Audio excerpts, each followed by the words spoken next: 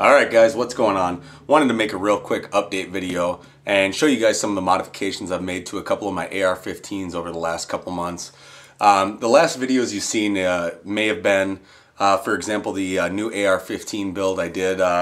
It was a couple months ago, and that was just kind of a 5-part video series of the different parts for this AR-15 I was building with I called it the Punisher AR. I started with a stripped lower and so on and so forth, and eventually it got to be a complete series where I showed you guys the finished rifle. Since then I've made some modifications to it, so that's kind of the reason for this video. I've also made modifications to my Smith & Wesson M&P 15.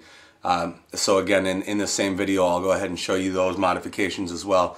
I'll start with the Smith & Wesson. I don't know if very many of you have seen the video I did in the past with it. But there were a lot of parts that were on that rifle that I actually took off of it and put on the AR pistol that I built. And since I took those parts off, it gave me a reason to buy new parts and to kind of modify it and update it a little bit with some of the stuff that I've been wanting for a while. So we'll start with that, and that's right here. I'll try to get as much in here as I can. And then moving forward, the new parts are going to include, we'll start at the front, just a Yankee Hill Phantom flash hider. A 13-inch Troy battle rail, what do they call it? Just the standard, I think, battle rail. But anyway, yeah, just a 13-inch standard Troy battle rail. I still got the Surefire G2 on it in a Viking Tactics offset mount. The RSA with the Magpul MS2 sling. I went ahead and updated the optic. I put an Aimpoint H1 on here. This is the red dot without the night vision capability, and it's sitting on an Aimpoint spacer and then the original Aimpoint mount, and that puts it to a perfect co-witness. Behind that I got the Aimpoint 3-time magnifier, and that's in a LaRue Tactical. I don't know if you can see that.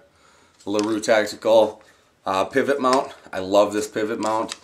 I also went ahead and changed out the charging handle. I decided to go with the Fail Zero nickel boron finished charging handle. I like that a lot. It's very, very, very smooth. It's even smoother than the BCM Mod 5 I got on another rifle. I did have the ACR buttstock on here. I decided to switch that out and go back to the CTR just because it's a little bit smaller and a little bit lighter. I actually like it a little bit more. The CTR, or the ACR, was incredible, don't get me wrong. I love the cheek weld on it, but I was looking for a little bit slimmer and a little bit lighter buttstock, and I got that out of this. Going to the other side, I went ahead and put a Ready Mag on it. That's something that I've learned to really love. It took me a little while to get used to running it. It's much different than the traditional mag change. But once you get the hang of it, it's very nice and very convenient, and it works really well with the bad lever. So that's really about it. I also decided to change out and go with the Spikes Tactical bolt carrier group. That's full MPI inspected, magnetic particle inspected, M16 bolt carrier group, properly staked. Very nice. I like it a lot. I haven't had any issues with it at all. As far as the rail, the reason I decided to go with a 13-inch rail on here rather than a little bit smaller is because I really, really like the real estate that you get with a larger rail. Generally, this is how I'm going to be holding the rifle with the vertical grip, and that gives me a lot of room to put my hand on there, also to move it forward if necessary, and I can still manipulate my flashlight very easily with my thumb on my offhand, so or support hand. So I really, really like that a lot. And that's about it with this. You know, right now it's at about where I want it to be. I guess the only thing that I would like is if it was a little bit lighter, but without sacrificing the things that I got on there that I really like, I really can't do that. So that's where we're at with that. Okay, set that down, and now we're going to move on to the Punisher AR. This is the one that I built from the ground up, as you can see there. The changes to this haven't been huge, but I figured they were worth mentioning. Again, we'll start down here. The barrel that I had on here originally was the Adams Arms Comp Elite barrel. It was a full melanite inside and out, 1 in 8 twist, and I was having some problems with the gas port. It wasn't cycling real reliably, and it turns out that it was the barrel. So I went ahead and switched that, and I decided to go with the Daniel Defense barrel. Again, it's full magnetic particle inspected, chrome line bore, 1 in 7 twists, chambered in 5.56. This one also has, I think you've seen before, the MER 1 upper, Spikes Tactical lower. As far as a light, I decided to go with the Streamlight TLR 1, and I got that mounted again right in front of the vertical grip, right on top of where the bipod is, and that's again for easy manipulation with my thumb while I'm holding it, for momentary and constant on. So I like that a lot. As far as optics, I did switch out the optics. Before I was running an M223 Nikon 1:4x20 scope and a Nikon M223 scope mount. I like that a lot, but just historically I'm much more used to the red dot optics, so I decided to get rid of that, and I went ahead and put, I had an extra Aimpoint Comp ML2 sitting around, and then I bought the GG&G offset mount. And hold on a second. I'll be out in a minute, okay guys? Yeah, Matthew's here. Okay, I'll be out in a minute. Sorry about that, my kids are here.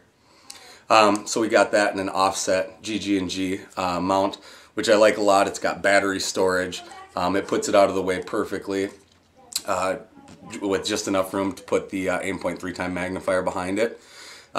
This magnifier I actually have in a Samson flipped side mount, which again I like a lot. It's got the throw lever for quick release.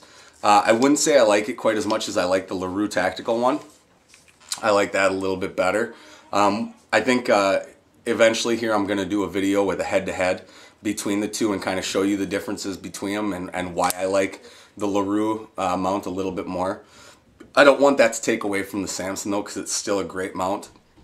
Excuse me, I haven't had any issues with it. It holds zero really well, or excuse me, it holds the magnifier really well. You know, the dot doesn't move around inside the lens, and it looks really, really nice. So I have no problem with it. It's not like a reliability issue. It's just little things that make me like the LaRue a little bit better. And besides that, I think that's about it for this. Again, it's got the Harris bipod. If you guys want to see a full video, detailed video on all the different parts that are on this rifle, check out my channel. There's more videos on there showing again in more detail everything that I did on this rifle and actually the process of my building it. So that's really it, guys. Again, I have more videos coming in the future. Pretty soon here I'll do an update video with my AR pistol. I've made some more modifications to that. If you guys know me, you know I just can't keep a rifle looking the same for very long. I'm going to start another AR build here real soon. This one's going to be a 9mm AR platform, so you guys can look forward to that. Again, I'll make videos along the way, and that one I plan to put a slide fire stock on it and a couple other things. I have some things in mind for that. I think it should turn out really well. So that's really about it, guys. I appreciate you tuning in. Be on the lookout for upcoming videos. Peace.